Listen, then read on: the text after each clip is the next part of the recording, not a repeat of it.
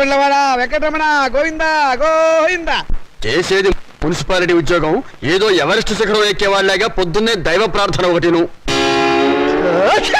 చిరంజీవ చిరంజీవ. అలా దైవ దూషణ చేసే వాళ్ళకి ఆ పాడుతుములు పాడుదొగ్గులు వస్తాయి. సర్లే. ఈ ఫైల్ ఇక్కడ పెట్టిన వెళ్ళరా? నేనేనయ్యా. ఎందుకు పెట్టావు? పాపం యాదగిరి గారి కాంట్రాక్ట్ ఫైల్ అండి. మీరు సంతకం పెడితే. ఏంటి పెట్టేది? చెవులో పూ చేతిలో ప్లేటు. ఆ సూపరింటెండెంట్ గారి సంతకం వెళ్ళి పెట్టించు. విన్నా, అంతా విన్నా. ముందు ఆ పెద్ద మనిషి సంతకం పెడితేనే గానీ నేను సంతకం పెట్టనని చెప్పు. తీసుకెళ్ళు. అలాగేనండి. నేను విన్నాను లేవా, నాకేం చెవు లేదు. ముందు సంతకం అక్కడ పెట్టించు. నేను ఇన్ని మాటలు మాట్లాడను, సంతకం పెట్టాలంటే తీసేయి ఎక్కడి నుంచి. మనిషికో మాట కొట్టుకో దెబ్బ అన్నారు. అక్కడ సంతకం పెట్టించమన్నా తీసుకెళ్ళు. ఆ సామెత మాకు వచ్చు, ఆ సామెత మేము అన్నామని చెప్పు. తీసుకెళ్ళి ఎక్కడి నుంచి ఫైలు. నేను చెప్పేస్తాను, తీసుకెళ్ళమని చెప్పారా? తీసుకెళ్ళు.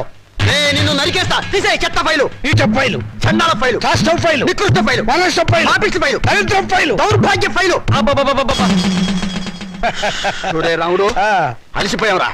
బయటికి వెళ్ళి ఓ మంచి ఇరానీ ఇంటికి కొడదామా? పద. మౌనిక, ఇవాళ మీ రిజల్ట్స్ వస్తాయనుకుంటా.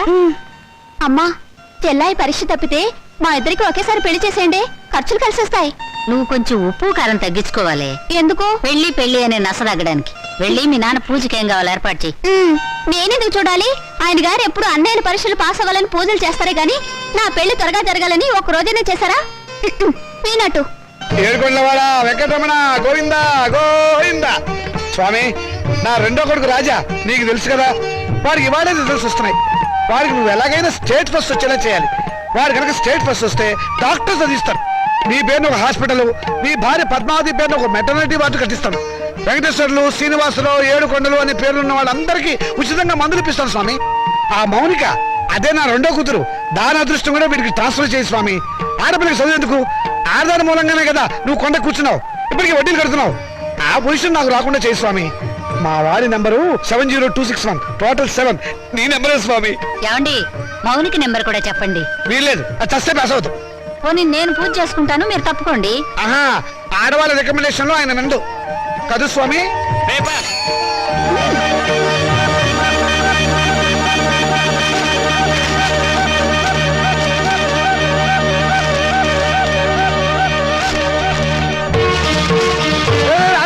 అదేమన్నా ఇంగ్లీష్ రా, రిజల్ట్స్ వచ్చిన పేపర్ తొందరగా చూడండి రా. నాకు అసలు టెన్షన్ గా ఉంది.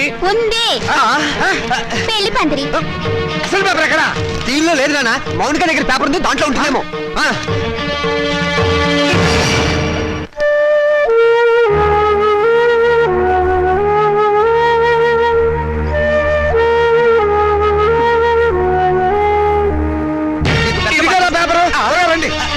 వెతుకున్నా. దేవుడికి దండం పెట్టుకుని చూడండి. ఆడపిల్ల మహాలక్ష్మి, ముందు దాని నెంబర్ చూడండి. మాకు తెలుసులే. ఇదిగో ఇక్కడుంది. వరుడికి 50 ఏళ్ళట. ముసలాడు. రాజా, నీ నెంబర్ కనపట్టలేదేమిట్రా? ఒకవేళ అది లాటరీ టికెట్ నెంబర్ ఏమోనండి. వీడు స్టేట్ ఫస్ట్ వచ్చి ఉంటాడు నా ఫ్రంట్ పేజ్ లో చూడండి. అంత కష్టపడి చదివితే నెంబర్ లేకుండా ఉంటుందా? ఈ చివరుందేమో చూడండి. చూసారే, 1-10 సార్లు చూసా. నెంబర్ ఉంటేగా కనపడటానికి. అంటే నేను తప్పినట్టేనా నాన్న?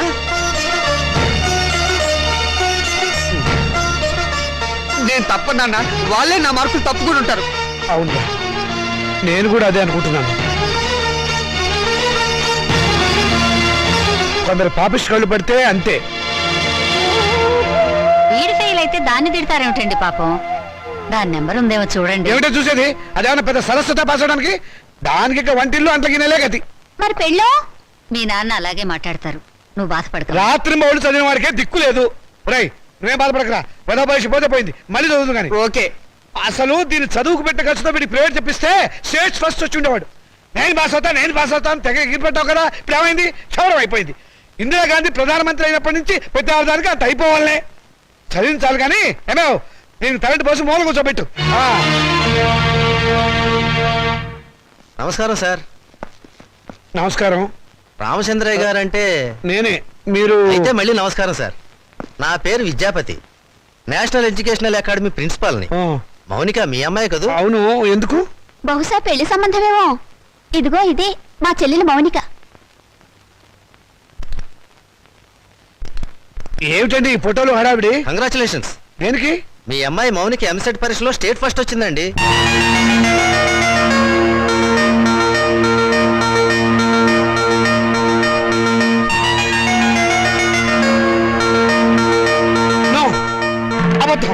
అది రావడానికి వీల్లేదు. కష్టపడి చదివిన వాడు తప్పడం, జులాయిగా తిరిగింది పాస్ అవడమా? మోసం, అన్యాయం, అక్రమం. కాదండి, నిజం. నేను ఇప్పుడే విద్యామంత్రి గారితో కూడా మాట్లాడొస్తున్నాను. అమ్మాయి నెంబర్ ఫ్రంట్ పేజీలో వేశారు, కావాలంటే చూడండి. ప్రెస్ వాళ్ళు కూడా వచ్చారు అమ్మాయిని ఇంటర్వ్యూ చేయడానికి. మేడం, ఎంసెట్ లో స్టేట్ ఫస్ట్ వచ్చినందుకు మీరు ఎలా ఫీల్ అవుతున్నారు? ఆడదానికి చదువు అవసరమని గుర్తించిన నాన్నగారు నాకున్నారని గర్వపడుతున్నాను. మీ నాన్నగారు మిమ్మల్ని బాగా ఎంకరేజ్ చేసేవారా? ఎంత చేసేవారో నాకు తెలుసు, ఆయనకు తెలుసు. పాపం ఆయన ఎప్పుడు ఇందిరాగాంధీని ఆదర్శంగా తీసుకోమంటారు. మీరు అభిమానించేవాళ్ళు మేడం? నన్ను ద్వేషించేవాళ్ళు. చివరగా మేడం మీ జీవితాశయం ఏమిటో చెప్తారా? పెళ్ళి. పూల మొక్క నీ భవిష్యత్ ఏమిటి అని అడిగితే ఏం చెప్తుంది?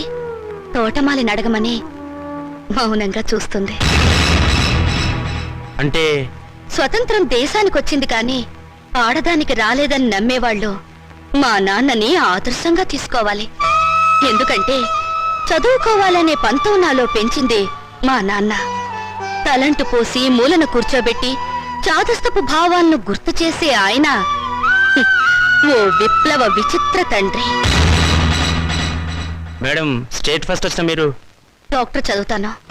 కనపడే రోగాలు కనపడని రోగాల్ని బాగు చేస్తాను. మీ ఇంటర్వ్యూ అయిపోయిందా? ఇక దయచేయండి. అయ్యా, మీరు నాకు సహాయం చెయ్యాలి. ఏం చేయమంటారో చెప్పండి. ఈవిడ గారు పాస్ అయినట్టు గోడలకి వాల్ పోస్టర్లు అంటించమంటారా? అందుకు మా కాలేజీ ఉంది కదండి. అమ్మాయి మా కాలేజీలో చదివినట్టు, మా కోచింగ్ వల్లే అమ్మాయి స్టేట్ ఫస్ట్ వచ్చినట్టు అమ్మాయి ఫోటో వేసుకుని ప్రచారం చేసుకుంటాం. సొమ్ము నాది, షోకు మీదే. అవి లేదు. షోకు మీకు ఉంది సార్, అందుకు బహుమానంగా 50,000 రూపాయలు ఇచ్చుకుంటాం. 50,000? ఇంకేం మాట్లాడకండి సార్, కావలిస్తే లక్షిస్తాం. అంతసేపు వెతికావు, నీ రిజల్ట్స్ నీకు తెలియలేదమ్మా? ఇదిగో ఉంచండి. నా రిజల్ట్ నాకెప్పుడో తెలుసమ్మా. నేను వెతికింది అన్నయ్య నెంబర్ని. నా బంగారు తల్లి.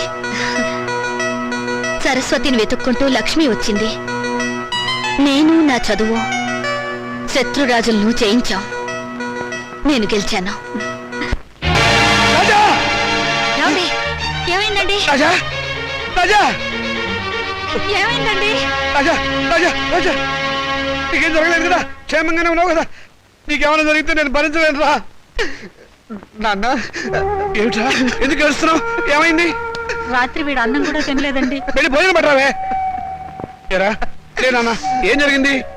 నాన్న, నేను కష్టపడుతుంది నువ్వు చెప్పినట్టుగానే ఇంజనీర్ అవుదాం అనుకున్నాను, కానీ నీ ఆశల్ని చంపేశాను నాన్న. నేను బతకను. తప్పు నాన్న, చచ్చిపోతాను. తప్పు, తప్పు. నువ్వు అలాంటి మాటలు మాట్లాడకూడదు. తప్పితే ఏమైంది ఇప్పుడు? ఇంకోసారి పాస్ అవుతుంది కానీ నేను చదివిస్తా కదా. లే, లే, నా బంగారం కాదు. లే, లే. ఆనంద్, నేను చెప్పలేదు తినాలి. ఆనంద్ తినాలి. తిను, తిను. తినాలి. మంచినీళ్ళు. నమస్కారం అండి. నమస్కారం. నేను మౌనిక వాళ్ళ ఫాదర్ అండి. మౌనిక అంటే మొన్న ఎంసెట్ పరీక్షలో స్టేట్ ఫస్ట్ వచ్చింది ఆ అమ్మాయి ఫాదరా? ఎగ్జాక్ట్లీ. కూర్చోండి. Thank you. ఎంత అదృష్టవంతులండి మీరు, అంత తెలివైన కూతుర్ని కన్నారు. అవును, ఆ అమ్మాయి పాస్ అయింది మెడికల్ ఎంట్రన్స్ లో కదా, ఇంజనీరింగ్ కాలేజ్కి వచ్చారేమిటి? దాని గొప్ప ఏం లేదండి. ఏదో పేపర్ వాళ్ళు పొరపాటున దాని నెంబర్ వచ్చేసి ఉంటారు. మా వాడు దానికంటే తెలివైన వాడు, స్టేట్ ఫస్ట్ రావాల్సిన వాడు. దయచేసి మీ కాలేజీలో మా వాడికి ఒక సీట్ ఇవ్వాలి ప్లీజ్. ఇదిగోనండి అప్లికేషన్ ఫామ్.